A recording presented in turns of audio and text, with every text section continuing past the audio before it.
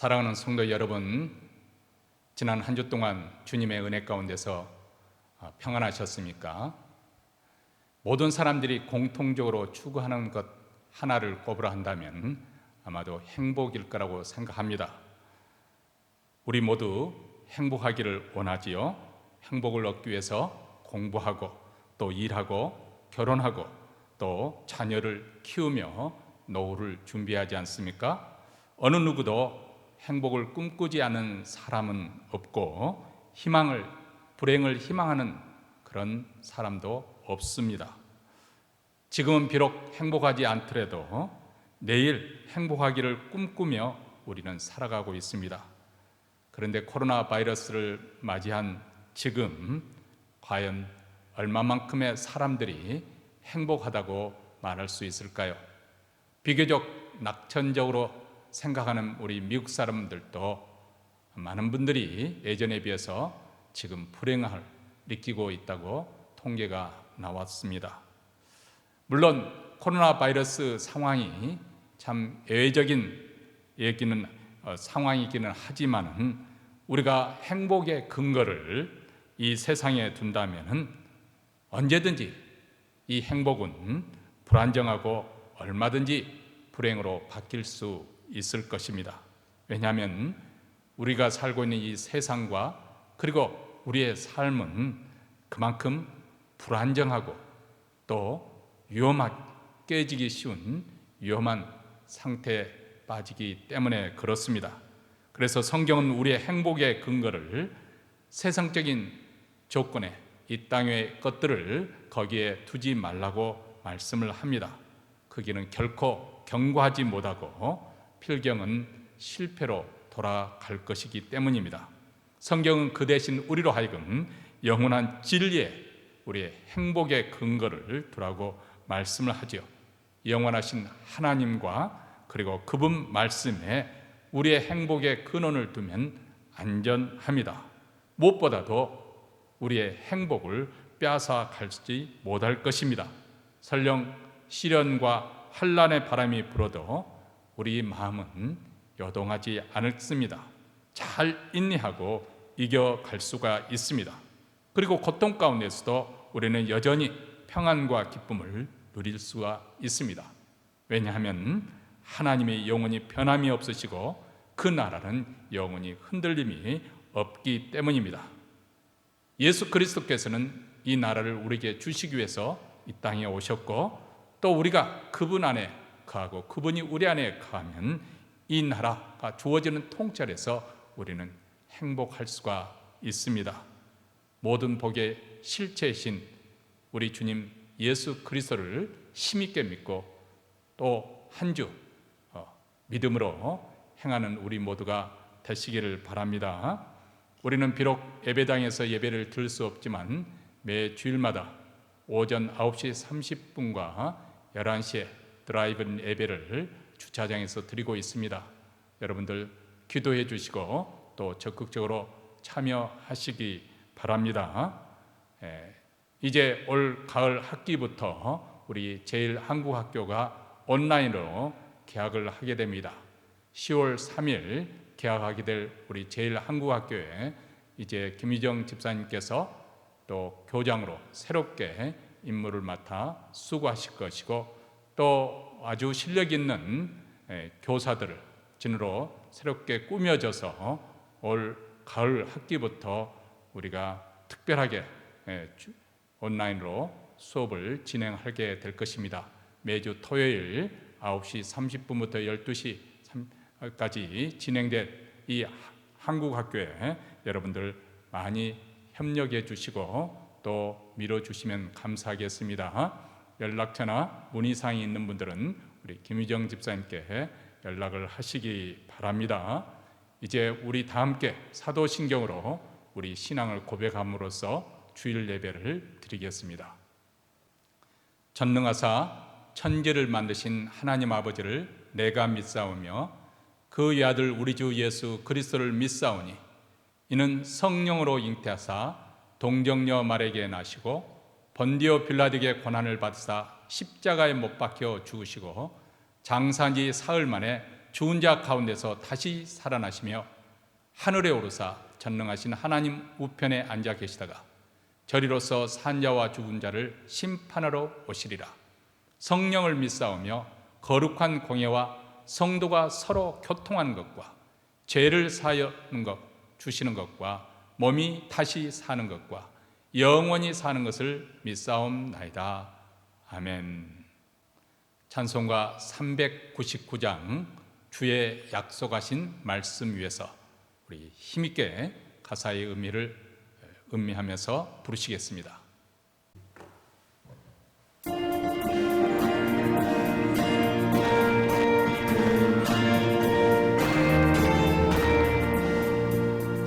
주의 약속하신 말씀 위에서 영원하고 주를 찬송하리라.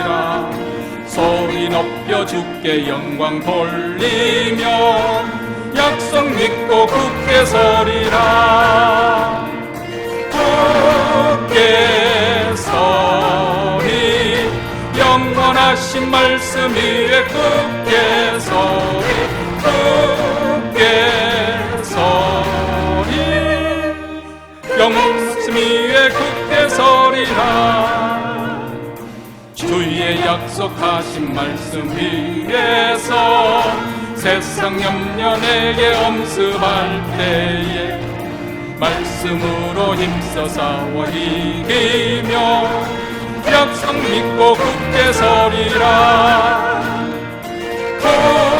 굳게 서리 영원하신 말씀 위에 굳게 서리 굳게 서리 그 말씀 위에 굳게 서리라. 주의 약속하신 말씀 위에서 영원하신 주의 사랑 힘입고 성령으로 힘써 싸워 이기며 약속 믿고 굳게 서리라. 굳게 서리 영원하신 말씀 위에 굳게 서리 굳게 서리 그 말씀 위에 굳게 서리라. 주의 약속하신 말씀 위에서 성령 인도하는 대로 행하며 주님 품에 항상 안식 얻으며 약속 믿고 굳게 서리라. 굳게 서리 영원하신 말씀 위에 굳게 서리 굳게 서리 그 말씀 위에 굳게 서리라.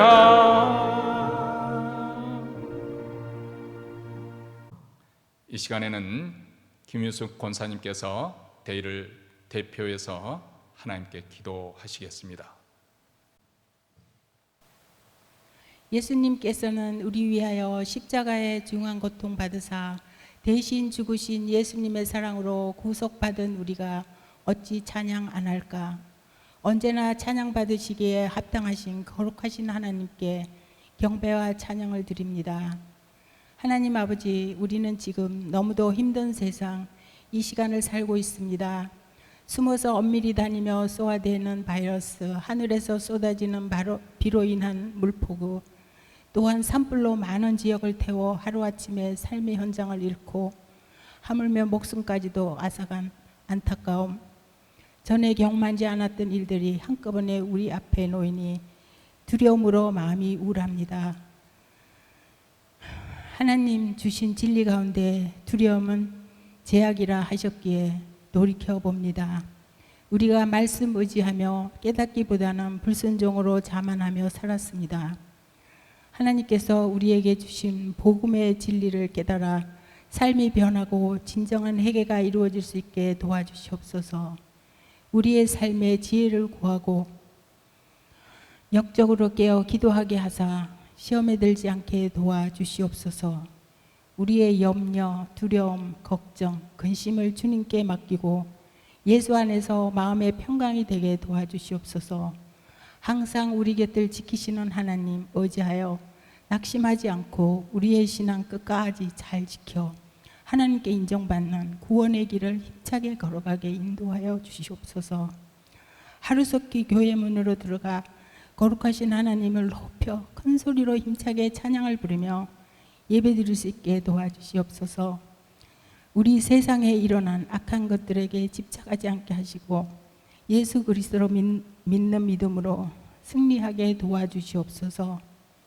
산불을 끄느라 밤낮 없이 수고하시는 소방관 분들, 위험함에도 맡은 본분 지키시며 많은 환자들을 돌보시느라 수고하시는 분들, 하나님께 함께 하시고 힘 주시옵소서. 이 어려운 중에 하나님의 뜻이 이 땅에 이루어지고 우리 삶에 평화되기를 소원해 봅니다. 지금도 선교지마다 복음을 전하기 위하여 선교지를 굳굳이 지키시는 선교사님 한 가정 지켜주시옵소서. 말씀이 전하여질 때마다 하나님 능력과 힘을 더하게 하사 제약을 이기게 하소서. 각 나라 지도자들에게 하나님의 지혜와 총명을 더하게 하사 거짓 없는 정치로 공의와 정의가 바로 설 수 있게 도와주시옵소서. 직장을 잃고 경제적으로 어려운 가정이 있습니다. 경제가 회복되게 도와주시옵소서. 몸이 쇠약하고 또한 병환으로 불편함이 있으신 분들이 계십니다. 아픈 곳을 만져주시어 회복하게 도와주시옵소서. 만투리 지역 하나님을 모르고 세상 속에 휩쓸려 힘들게 살아가는 불쌍한 영혼을 구하여 주시옵소서. 오늘도 이강원 목사님 강단에 세우셨습니다. 이 어렵고 힘든 시기에 주님 붙잡아 주시사 영가육의 건강 보호하사 그의 가족 악한 손길 닿지 않게 보호하여 주시옵소서. 말씀을 선포하실 때에 성령의 능력으로 풍성하게 하사 말씀을 듣는 우리는 올바른 진리의 길로 인도하사 지혜를 얻고 말씀에 순종하여 하나님과 화합을 이루어 기쁨 되게 하옵소서. 감사드렸고 이 모든 말씀 우리를 위하여 십자가를 지신 예수님의 이름으로 기도드립니다. 아멘.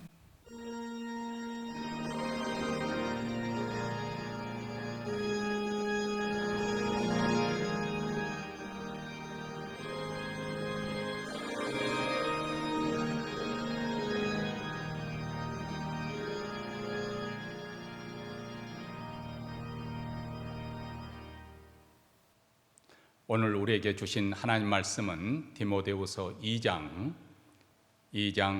14절로부터 19절 말씀, 우리 다 같이 읽겠습니다. 너는 저희로 이 일을 기억하게 하여 말다툼을 하지 말라고 하나님 앞에서 엄히 명하라. 이는 유익이 하나도 없고 도리어 듣는 자들을 망하게 함이니라. 내가 진리의 말씀을 옳게 분별하여 부끄러울 것이 없는 일꾼으로 인정된 자로 자신을 하나님 앞에 드리기를 힘쓰라. 망령되고 헛된 말을 버리라.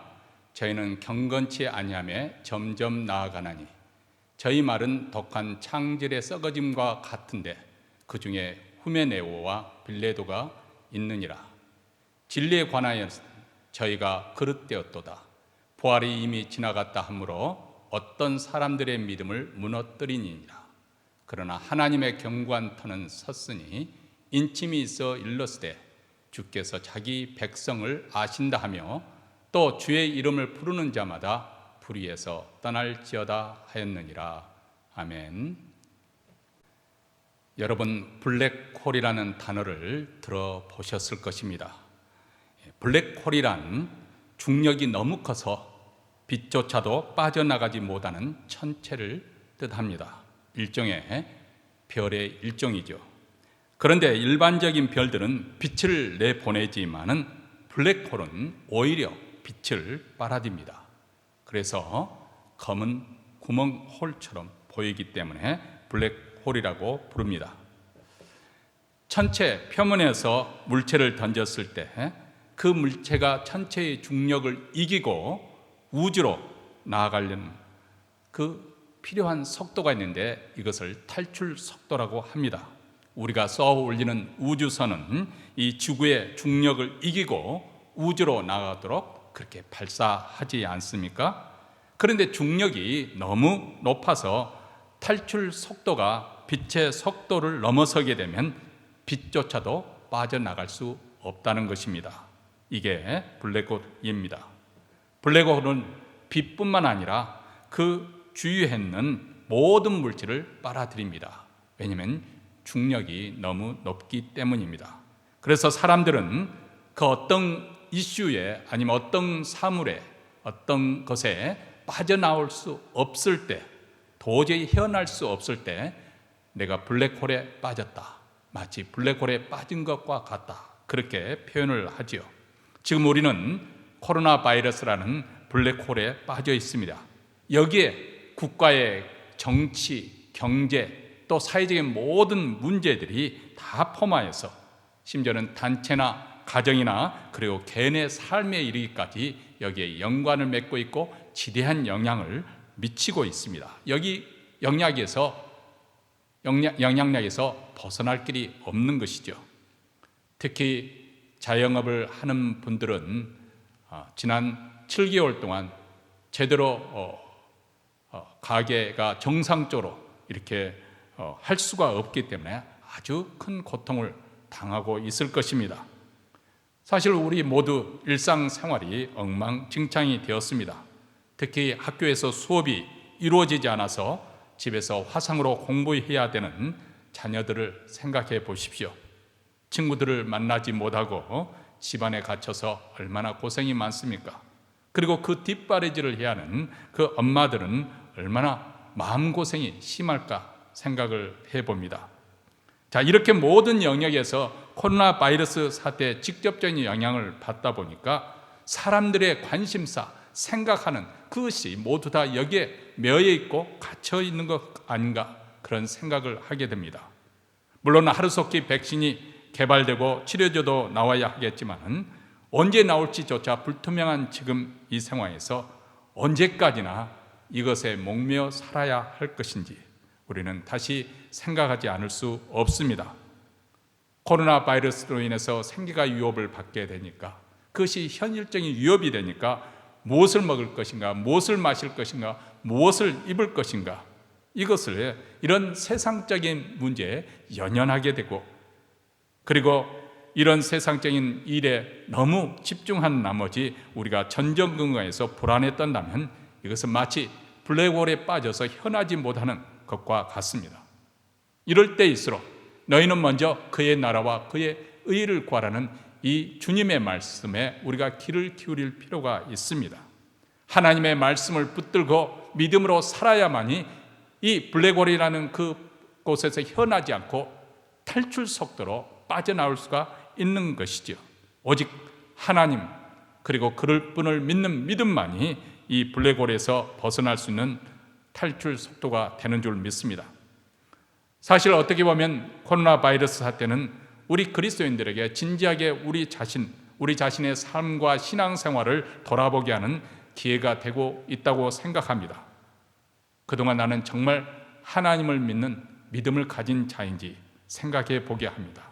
아니면 무늬만 갖춘 신자였는지 생각하지 않을 수 없습니다. 멋진 예배당에서 편리하게 그리고 쾌적한 분위기 속에서 찬양을 들으며 말씀을 들으며 예배를 드릴 때 우리 자신이 제법 믿음이 있다고 생각했는데, 이제 코로나 바이러스로 인해서 우리의 믿음의 밑바닥, 큰 민낯이 다 드러나고 있습니다. 지난 7개월 동안 대면 예배를 드리지 못하고 있는 지금 과연 우리의 믿음은 어떻습니까? 이전보다 더 향상이 되었을까요? 아니면 후퇴하고 있는 중일까요? 코로나 바이러스가 끝났을 때 우리의 모습이 더 성숙한 그리스도인의 모습으로 우리 하나님 앞에 나오게 될까요? 아니면 이전보다 더 세상에 빠진 세속적인 신자가 되어서 하나님의 그 눈길을 피하는 부끄러운 모습으로 나오게 될까요? 사람들은 사회에서는 사람과 거리 두기를 하라고 하니까 이것을 어떤 사람들은 하나님과 거리두기점으로 생각하는 분들이 계시는 것 같습니다. 그래서 점점 하나님의 그 은혜 가운데 그 바운드리에서 머물려고 발버둥을 치는 것이 아니라 슬슬 빠지고 있는 것이 아닌가, 멀어지고 있는 것이 아닌가, 그런 염려가 되어집니다. 오늘 본문에서는 사도 바울은 자신의 영의 아들인 디모데에게 권면합니다. 내 자신을 부끄러울 것이 없는 일꾼으로 인정된 자로 하나님 앞에 드리기를 힘쓰라, 이렇게 말하고 있습니다. 이 말씀은 그 당시 에베소 교회에서 사역하고 있던 젊은 목회자 디모데에게 무엇을 지금 가장 힘써야 될 것인지를 가르쳐주고 있고, 동시에 이 시대에 사는 우리 그리스도인들에게도 코로나 바이러스라는 이 블랙홀에 갇혀서 헤어나지 못하고 있는 상황 속에서 우리가 우리 자신을 부끄러울 것이 없는 하나님의 일꾼으로 드리기에 힘써야 된다는 것을 도전하고 있는 것이죠. 초대교회가 직면한 위험은 크게 두 가지입니다. 외부로부터 핍박이 그 첫째요, 또 하나는 내부로부터 부패입니다. 지난 교회의 역사를 보면 외부로부터 오는 핍박보다도 내부로에서 그 교회가 부패하는 것이 더 큰 피해를 가져왔고 교회를 망치게 했던 것을 알 수가 있습니다. 핍박은 비록 교회를 고통스럽게 하고 위태롭게 만들기도 하지만은 또 반면에 교회를 정화시키는 그런 역할을 하기도 합니다. 핍박이 임해야만이 알곡과 쭉정이가 나타나게 된, 구별되게 되는 것입니다. 박해에 직면하게 되니까 쭉정이들은 다 떨어져 날아가 버리고 진짜 알곡 같은 백성들만 남게 되는 것입니다. 이 남은 자들이 오늘날까지 하나님의 구원의 역사의 맥을 이어가는 것이죠. 그래서 교회는 고통스러운 환난을 거치면서 오히려 더 강인한 생명력을 가지고 복원하게 되는 모습을 볼 수가 있습니다. 그런데 교회가 내부로부터 부패하게 되면은 교회는 아주 치명타를 안게 됩니다. 부패한 교회는 더 이상 복음의 능력이 나타나지 않습니다. 영적 생명력을 상실하게 되고 이내 도덕적으로 윤리적으로 타락해서 세상으로부터 지탄을 받게 됩니다. 근래 한국 교회가 많은 욕을 세상으로부터 먹고 있는 이유가 그렇습니다. 온갖 추문에 그리고 집단적인 이기적인 행동을 해서 세상 사람들이 보기에는 상식조차 통하지 않는 막무가내 그런 모습으로 비춰집니다. 이렇게 되면 더 이상 복음을 증거할 수 있는 동력을 상실해 버리게 되는 것이죠. 그런데 이렇게 교회를 부패하게 하는 가장 큰 근본적인 원인은 어디에 있는 것인가? 진리의 말씀에서 떠나는 것입니다. 복음에서 벗어나 거짓된 가르침을 수용하는 것입니다. 그리고 그 거짓된 가르침은 서서히 그러나 통째로 교회를 토대를 무너뜨리게 하고 부패를 시켜버립니다. 그래서 진리의 말씀에서 떠난 교회는 더 이상 참 교회가 아닌 것입니다. 사도 바울은 거짓 교사들을 용납하지 않고 저들과 치열하게 싸웠던 이유가 여기에 있습니다. 왜냐하면 그들의 거짓된 가르침은 복음을 변질시키고 교회의 틀을 무너지게 하기 때문에 그렇습니다. 그러므로 우리는 진리의 말씀, 이 복음에서 떠나지 말아야 하는 것이죠. 14절 말씀에 사도 바울은 너는 저희로 이 일을 기억하게 하여 이렇게 말하고 있는, 여기서 저희라고 하는 것은 2장 2절에 충성된 사람들을 의미할 수 있고 더 나아가서는 에베소 교회 성도 모두를 포함할 수 있고 우리도 이 가운데에 들어갈 수 있을 것입니다. 사도 바울은 이들에게 이 일을 기억하라고 명하고 있는데 이 일이라고 하는 것은 바로 이전 9절, 오늘 본문 이전에 있는 8절부터 13절을 갖고 있는 특히 8절 말씀을 우리가 주목해 볼 필요가 있습니다. 나의 복음과 같이 그 다윗의 씨로 죽은 자 가운데서 다시 살으신 예수 그리스도를 기억하라, 이렇게 말씀합니다. 예수 그리스도는 다윗의 씨로 이 땅에 오신 메시아입니다. 다윗의 씨로 오셨다는 것은 하나님께서 약속하신 메시아라는 의미입니다. 아브라함과 다윗의 자손으로 오셔서 우리 죄를 대신 지시고 십자가에 못 박혀 죽으셨습니다. 그리고 성경대로 3일 만에 다시 살아나셨습니다. 이것이 바로 우리에게 전해진 예수 그리스도의 복음의 핵심입니다. 에베소 교회 성도들은 이 복음을 믿음으로 말미암아서 저들은 구원을 받았습니다. 하나님의 거룩한 백성이 되었습니다. 사도 바울은 디모데로 하여금 이 에베소서 교회 성도들이 복음을 기억하여 지키도록 그렇게 당부하고 있는 것입니다. 왜냐하면 거짓 교사들이 은밀한 가운데 이 복음을 변질시키는, 그렇게 역사하고 있기 때문에 그렇습니다. 그들은 마치 우리를 유해해 줄 것처럼 광명의 천사처럼 나타나서 그럴듯한 모습으로, 그럴듯한 가르침으로 포장하여서 성도들을 묘를 합니다. 어떻게 하면 복을 받는 것일까? 어떻게 하면 성령의 능력을 받는 것일까? 건강해지는 비결은 무엇인가? 행복하게 사는 비결은 무엇인가? 성공하는 비결은 무엇인가? 이런 교묘한 포장으로서, 그러나 사람들의 입맛에 맞는, 사람들의 귀에 쏙쏙 들어올 말로서 현혹을 하는 것이죠. 그래서 복음의 본질에서 그들은 서서히 복음이 아닌 다른 세상적인 어떤 욕망과 세상적인 어떤 그 기대하는 바, 원하는 바를 충족하는 그런 방향으로 나아가게 됩니다. 일반적으로 사람들은 자기 귀를 긁어주는 말에 끌림을 받기 마련입니다. 그래서 부담스러운 십자가의 복음보다도 성공과 축복을 약속하는 그런 말에 더 사람들이 솔깃합니다. 사실 어느 시대나 이렇게 복음에 대한 도전은 있었습니다. 그래서 고린도전서 1장 22절 23절에서 이렇게 말씀합니다. 유대인은 표적을 구하고 헬라인은 지혜를 찾으나 우리는 십자가에 못 박힌 그리스도를 전하니 유대인에게는 거리끼는 것이요 이방에게는 미련한 것이로되 오직 부르심을 입은 자들에게는 유대인이나 헬라인이나 그리스도는 하나님의 능력이요 하나님의 지혜입니다. 십자가의 복음이 유대인들에게는 거치는 돌이 되었다는 것입니다. 왜냐하면 그들이 원하는 메시아는 힘없이 십자가에 매달려 죽은 그런 메시아가 아니었기 때문에, 로마 군대를 쫓아버리고 자기 나라를 부강시켜주는 그런 힘있는 메시아를 찾았기 때문에 그렇습니다. 그들은 자기의 입맛에 맞는 메시아를 관을 기초로 해서 구약 성경을 해석했습니다. 그래서 영적 눈이 가려워지니까 구약 성경에 분명히 나와 있는 고난받는 종으로 오실 메시아를 보지 못했습니다. 그래서 고난의 종으로 오신 예수를 배척하고 죽이기까지 했던 것이죠. 헬라인들은 또한 어떻습니까? 헬라인들은 십자가에 매달린 그리스도가 우리의 구원자요 지혜가 된다는 그 말이 아주 미개한 것처럼 느껴졌습니다. 그뿐만 아닙니다. 그 당시 로마인들은 힘을 숭상하는 그런 민족이었습니다. 그런데 무력하게 십자가에 붙잡혀 죽은 그 사형수가 어떻게 우리를 구원하는 자가 될 수 있겠느냐? 미련하게 들렸을 것입니다. 오늘날 현대인들도 십자가의 복음을 거부하는 이유가 바로 그것입니다.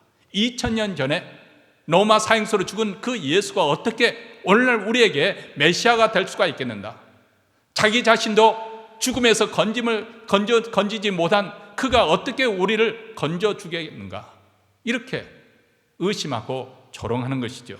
그래서 우리는 이런 시대에 복음에 대해서 더 분명하고 확실하게 배울 필요가 있고, 이 믿는 바 복음대로 살아야 될 이유가 여기 있습니다. 이어서 사도 바울은 디모데에게 거짓 가르침으로 인해서 서로 말다툼 하지 말 것을 명하고 있습니다. 말다툼을 하지 말라고 하나님 앞에서 엄히 명하라. 이는 유익이 하나도 없고 도리어 듣는 자들을 망하게 함이니라. 이렇게 말합니다. 헬라 문화는, 그 당시 헬라 문화는 서로 논쟁하는 것, 변론하고 토론하는 것을 좋아했습니다. 그래서 거짓 교사들이 슬그머니 교회에 와서 논쟁을 부추겼습니다. 자기들만이 진리를 알고 있고 다른 것은 다 이리요 삼류, 엉터리라고 그렇게 가르쳤기 때문에 교인들은 이에 말려들어서 서로 다툼이 생겼습니다. 한쪽에서는 거짓 교사들을 옹호하는 자들도 생겼고, 이에 대해서 반발해서 반대하는 자들도 생겨서 파벌이 되었습니다. 이런 와중에 하나님의 말씀에 분별력이 없는 어린 신자들은 헷갈리게 되고 상처를 받아서 시험에 들기도 했습니다. 우리가 목장 모임에서 가능하면 교리에 대한 논쟁을 하지 말도록 하는 이유도 여기에 있습니다. 왜냐하면 논쟁하는 그 뿌리에는 대개의 경우에 자신의 믿음과 그리고 성경적인 지식을 자랑하고자 하는 교만에서 비롯하는 경우가 많기 때문에 그렇습니다.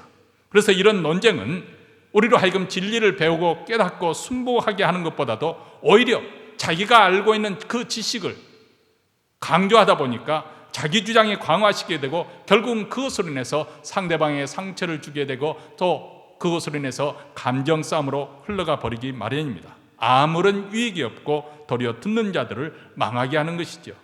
그래서 사도 바울은 논쟁에 하지 말 것을 엄히 명하라고 디모데에게 가르치고 있는 것이죠. 특히 이단 사상을 가르치는 자들은 아예 우리는 상대조차 하지 말아야 되고 쫓아내야 되는 것입니다. 이런 상황에서 디모데가 자기에게 맡겨진 사명을 잘 감당하기 위해서 꼭 필요한 것이 있고 또 그렇게 해야 될 것들이 있었는데 그것이 바로 15절 말씀입니다. 내가 진리의 말씀을 옳게 분별하며 부끄러울 것이 없는 일꾼으로 인정된 자로 자신을 하나님 앞에 드리기를 힘쓰라, 이렇게 말합니다. 지금 디모데는 사도 바울로부터 파송을 받아서 에베소 교회 목회자로 세움을 받아쳤습니다. 그들을 가르치고 지도해야 될 그런 책임입니다. 하나님의 교회를, 에베소 교회를 돌보는 하나님의 일꾼입니다. 그런데 하나님의 일꾼으로서 가장 우선시해야 될 일이 무엇일까요? 우리는 일꾼 하면 육체적인 노동을 때우는 막노동해야 되는 그런 것으로 쉽게 생각하기 쉽습니다만, 그런데 바울은 하나님의 일꾼이 해야 될 가장 중요한 일은 진리의 말씀을 옳게 분별하는 것이라고 그렇게 말씀하고 있습니다. 왜 그럴까요? 왜 이것이 필요한 것일까요? 기독교 신앙이라는 것은 근본적으로 하나님의 말씀을 통해서 진리의 실제가 되시는 하나님을 알아가는 계시의 종교이기 때문에 그렇습니다. 보통 세상의 학문은 모두 다 우리의 이성을 근거로 해서 논리적으로 체계를 쌓아가는 것입니다. 그러나 우리 기독교의 신앙은 우리 자신의 지식이나 우리 자신의 경험을 가지고 우리 자신의 열심을 가지고 하나님을 찾아가는 것이 아닙니다. 하나님께서 자신을 보여주시는 계시에 근거해서 우리는 신앙생활을 하게 되는 것입니다. 하나님이 보여주시는 것, 그것이 바로 그 계시에서부터 출발하는 것입니다. 그런데 그 하나님께서 우리에게 성경을 통해서 하나님의 진리를 계시해 주신 것입니다. 그러므로 하나님을 아는 지식, 이 성경을 연구하지 않는 그 가운데서 신앙적인 열심만 가지고 하나님을 섬기겠다고 하는 것은 참으로 위험한 것입니다. 여러분, 다메섹으로 가는 길에 부활하신 주님을 만나기 전까지 사도 바울도 바로 그런 사람이었습니다. 그는 자기 자신이 하나님을 위해서 아주 특별한 열심을 가지고 섬기고 있다고 생각해서 교회를 핍박했습니다. 그 특심이 결국은 자기 자신도 원치 않은 채 하나님을 대적하고 교회를 핍박하는 복음의 원수가 되어버린 것입니다. 왜 그랬을까요? 진리의 말씀에 따른 지식에 따른 것이 아니라 자신의 지식, 자신의 경험에 따른 것이었기 때문에 그렇습니다. 예수 그리스도의 복음을 알지 못하고 문자적으로 성경을 해석했기 때문에 그렇습니다. 그러므로 우리는 최우선적으로 하나님의 말씀을 옳게 분별하고자 애써야 됩니다. 여기서 분별한다는 것은 영어 성경은 correctly handles, 그렇게 말합니다. 하나님의 말씀을 정확하게 다루는 것을 의미하는 것입니다. 하나님의 일꾼은 계시로 주시는 하나님 말씀에 능통해서 그만큼 정확하게 잘 다루는 자라고 그렇게 말씀하고 있습니다. 마치 능숙한 의사에게 잡힌 그 칼이 아주 잘 수술을 잘할 수 있게 하도록 하는 것과 마찬가지 이치입니다. 특히 디모데에게는 이것이 필요했습니다. 그 이유는 자기 자신뿐만 아니라 교회를 이단원의 거짓된 가르침으로부터 보호해야 했기 때문에 그렇습니다. 사도 바울은 에베소 교회 이단들이 거짓 교사들이 누구인지를 이미 파악하고 있었던 것 같습니다. 그래서 16절과 17절에서 이렇게 말씀하지 않습니까? 망령되고 헛된 말을 버리라. 저희는 경건치 아니하며 점점 나아가나니 저희 말은 독한 창질의 썩어짐과 같은데 그 중에 후메네오와 빌레도가 있느니라, 이렇게 말합니다. 후메네오와 빌레도는 아마도 에베소 지역에 소문난 이단자들이었습니다. 그들은 헛된 변론을 좋아하는 자들이었고 자신들이 가지고 있는 엉터리 진로 사람들을 현혹해서 자기들을 추종하도록 그렇게 하였습니다. 그런데 이들이 가르친 거짓 가르침의 핵심은 무엇인지 18절에 나와 있습니다. 진리에 관하여서는 저희가 그릇되었도다. 부활이 이미 지나갔다 하므로 어떤 사람들의 믿음은 무너뜨리느니라, 이렇게 말씀합니다. 이들의 거짓 주장은 부활이 이미 지나갔다. 이들은 예수님의 역사적으로 육체적으로 부활했던 이 실제를 믿지 않았습니다. 그리고 장차 우리 믿는 자들이 육체적으로 부활할 것을 부인하는 자들입니다. 이들은 아마도 영지주의의 영향을 받은 그런 이단들이었던 것으로 보입니다. 이 영지주의라 부르는 이단들은 헬라 철학을 영향을 받았는데, 이 이원론적인 헬라 철학을 영향을 받은 이들은 육체는 악한 것으로 보고 영혼은 선한 것으로 보았습니다. 따라서 이들에게 구원이라고 하는 것은 이 악한 육체의 가치는 영원히 탈출하는 것, 벗어나는 것, 이것을 구원으로 생각한 것입니다. 자, 이런 논리라고 한다면 기독교 신앙에서 말하는 육체적 부활이라는 것은 그들에게 이치에 맞지 않는 것이죠. 왜냐하면 선한 영혼이 다시 몸에 갇히는, 악한 몸에 갇히는 셈이 되기 때문에 그렇습니다. 따라서 그들은 육체 부활의 교리를 거부했습니다. 대신 예수님이 다시 오면 육체적인 그런 육체는 사라져버리고 오직 영혼만 부활될 것을 가르쳤습니다. 그렇지만 우리 주 예수 그리스도의 부활은 이 역사상에서 실제로 육체가 부활하는, 영광스러운 몸으로 부활하는 그런 역사적인 사건입니다. 그리고 우리도 장차 이 몸의 부활을 맞이하게 될 것입니다. 그래서 사도신경에도 몸이 다시 사는 것과 영원히 사는 것을 믿는다고 고백하지 않습니까? 사도 바울은 저들의 주장을 망령되고 헛되고 점점 경건치 아니하며 나아가 독한 창질의 썩어짐과 같다고 말씀하고 있습니다. 마치 악한 악성의 종양과 같습니다. 우리 몸에 악성 종양이 발생하면, 이 암이 발생하면 그 종양은 순식간에 우리 몸의 온몸으로 퍼져나가게 되고 결국은 병들어 죽게 됩니다. 이와 같이 부활이 이미 지나갔다고 하는 거짓 선생들의 가르침은 악성 종양과도 같습니다. 이들의 잘못된 가르침은 삽시간에 온 교회에 퍼져서 성도들 하여금 진리에서 떠나가게 하고 교회의 털을 무너뜨리게 하는 것입니다. 그래서 사도 바울은 디모데가 진리의 말씀을 옳게 분별하고 부끄러울 것이 없는 일꾼으로 인정된 자가 되기 위해서 어떻게 하라고 권면하고 있습니까? 자기 자신을 하나님 앞에 드리기를 힘써야 한다. 분투해야 된다. 노력해야 된다. 그렇게 말하고 있습니다. 근데 자기 자신을 하나님 앞에 드리기, 이것은 구약시대 제사장이 하나님께 드리는, 제사 드리는 제물을 드리는 것을 연상케 합니다. 그때는 흠이 없는 짐승을 하나님께 제물로 바쳤습니다. 흠집 있는 것은 바칠 수가 없었습니다. 그래서 말라기 시대는 그 당시 교회가 부패하고 성도들이, 하나님의 백성들이 하나님을 잘 섬기지 못하는 그 한 가지 나쁜 행습에 대해서 이렇게 도전을 하지요. 너희가 만약 눈먼 것, 병든 것, 저는 것을 너희 총독에게 바친다고 한다면 그가 너희를 기뻐하겠는가? 이렇게 말합니다. 총독에게 이런 문제가 있는, 흠집 있는 짐승을 선물로 드린다고 한다면 좋아하겠는가?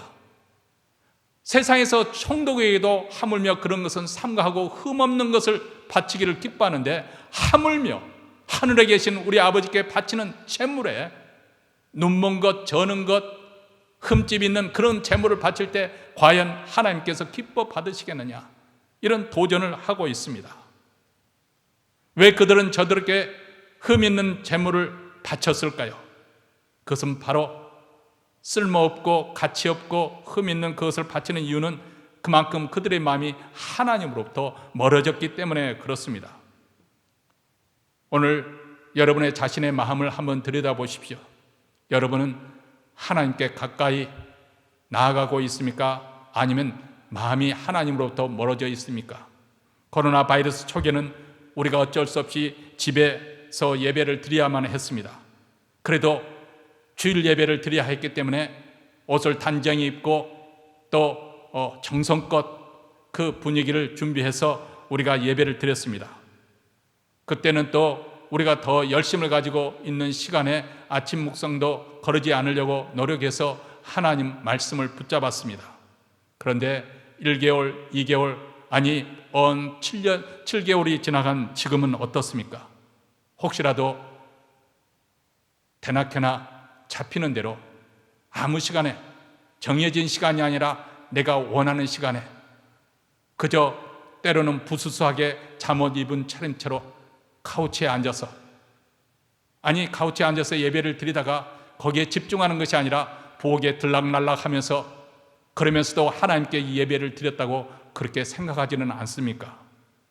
편리함과 안락함을 추구하는 이 시대 풍조에 빠져서 교회에서 예배 드리지 못하는 것을 아무런 안타까움을 가지지 아니하고 그저 집에서 편하게 예배 드리니까 그래도 여러분은 괜찮다고 생각하십니까?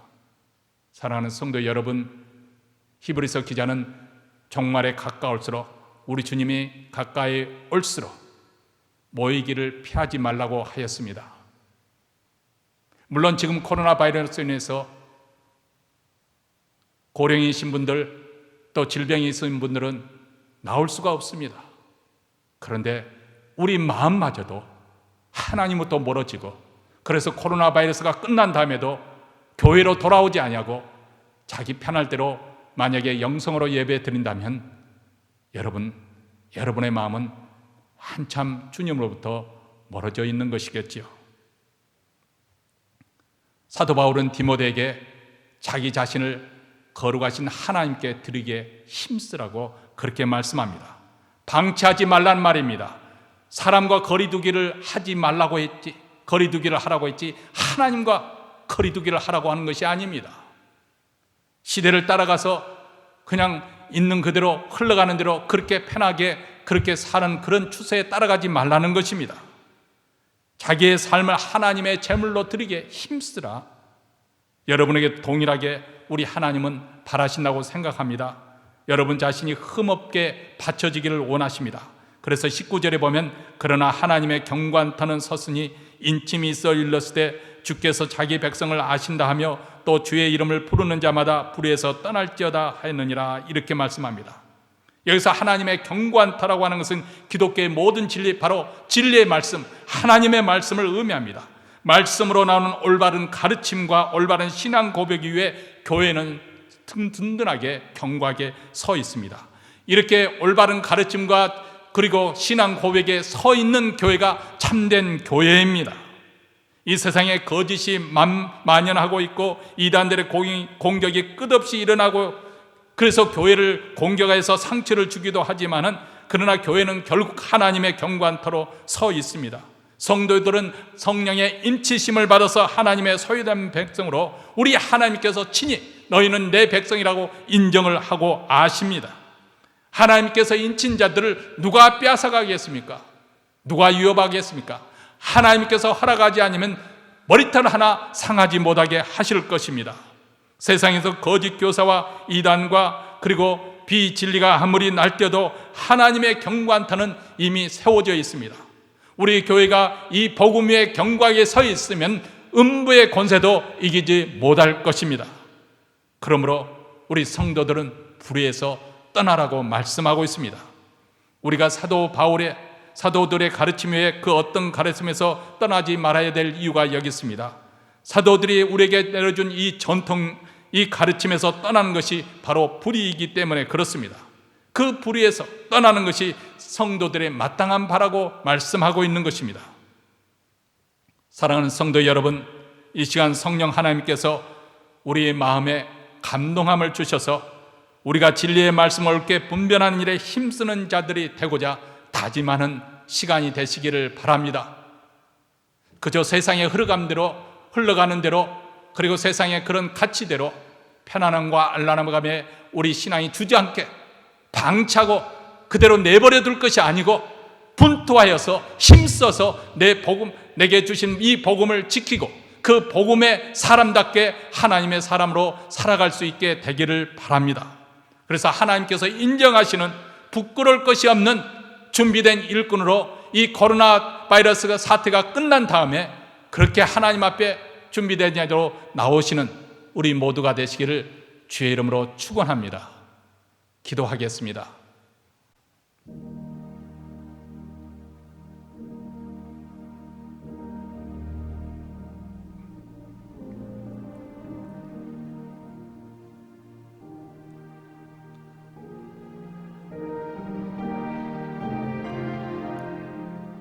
내가 진리의 말씀을 옳게 분별하며 부끄러울 것이 없는 일꾼으로 인정된 자로 자신을 하나님 앞에 드리기를 힘쓰라.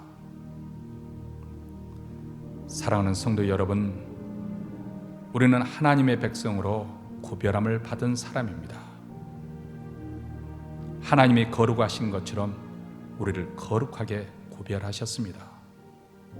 우리는 세상의 가치관과 세상의 처세술에 따라 흘러갈 사람들이 아닙니다. 진리의 터 위에, 복음 위에 굳게 서 있어야 될 사람들입니다. 여러분은 코로나 바이러스 이 기간 동안에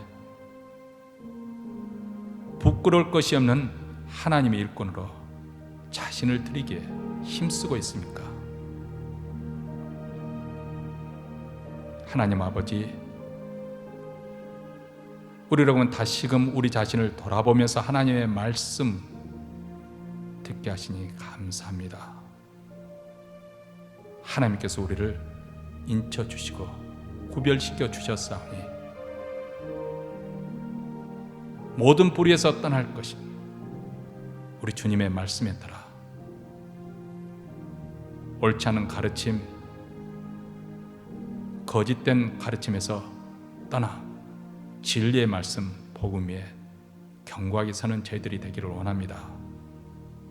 부끄러울 것이 없는 하나님의 일꾼으로 우리 자신을 드리기에 힘쓰는 자가 되게 하옵소서. 이제 예배의 순서에 따라 정성껏 준비한 예물을 하나님께 바쳐드립니다. 주님 받아주시고 이 물질이 쓰이는 것마다 우리 주 예수 그리스도의 영광, 그 복음이 끝까지 세상에 전파되게 하여 주시고 북한 동포에까지 울려 퍼지게 하여 주시고 또 이 일을 위해서 말씀과 기도로 더욱더 교회를 호황하게 하시사 복음의 역사를 이루게 하시며 또 오늘 또 하나님 앞에 예배드리게 나온 모든 성도들 그 심령과 그 가정 위에 자녀들 위해 복을 더하여 주시옵소서.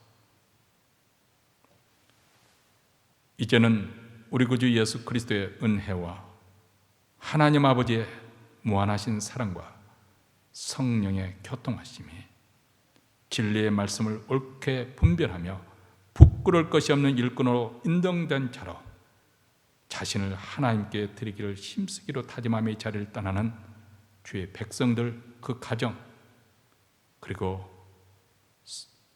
사업 위에 교회 위에 영원토록 함께 있을지어다. 아멘.